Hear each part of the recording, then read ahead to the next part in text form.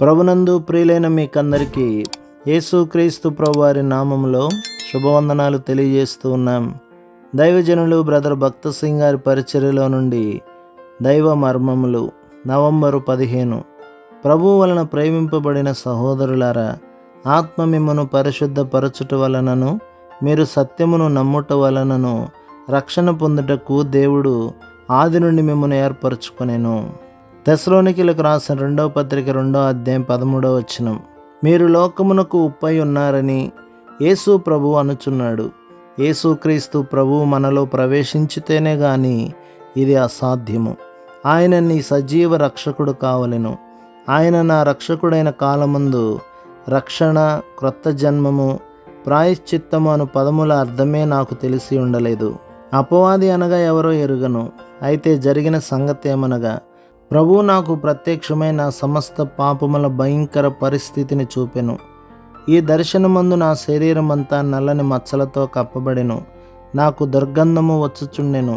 అప్పుడు ఆయన, భక్త సింగ్, నీవు చూచుచున్న మచ్చలు, నీకు వచ్చుచున్న దుర్గంధము నీ పాపముల వలననే అనెను. నేను ఈ విధముగా ప్రత్యుత్తరం ఇచ్చి తిని, అవును ప్రభువా, సత్యమే. ఇన్ని ఏండ్లు నా పాపములు అందరికీ దాచిపెట్టి తిని, అయితే నేడు వాటిని ఒప్పుకొనుచున్నాను. నేను ఘోర పాపిని, అంతటను మలినముతో నిండినవాడను, మనశ్శాంతి లేనివాడను. అప్పుడు ఒక ప్రేమగల స్వరము ఈ రీతిగా వినబడెను, ఇది నీ కొరకు విరవబడిన నా శరీరము, ఇది పాప క్షమాపణ నిమిత్తము నీ కొరకు చిందించబడిన నా రక్తము. అప్పుడు నేను, ప్రభువా, ఈ మాటల అర్థము నేను గ్రహించలేను, అయినను అవి నీ మాటలు కావున అర్థము కాకున్నను నేను నమ్ముచున్నాను.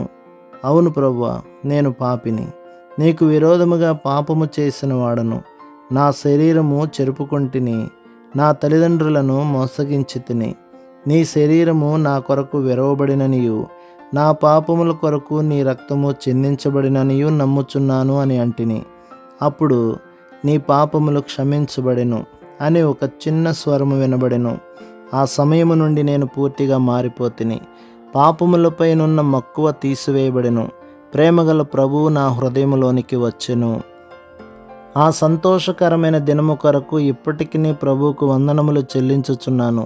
దైవ దోషకునిగా నుంటిని.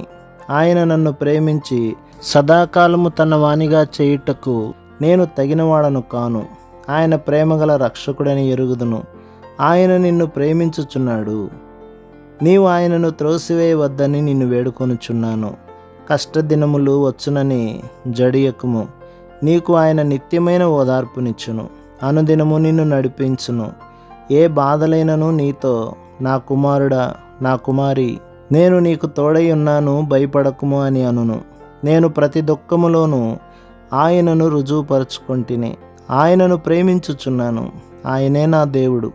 ఆయన నీ జీవమగల రక్షకుడగును. ఆయన నీకెంతో ప్రశస్తమైన వాడగును.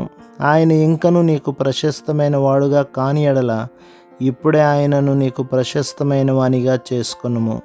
ప్రభు మిమ్మును, మీ కుటుంబమును, మీ సంఘమును దీవించి ఆశీర్వదించునుగాక. ఆమేన్.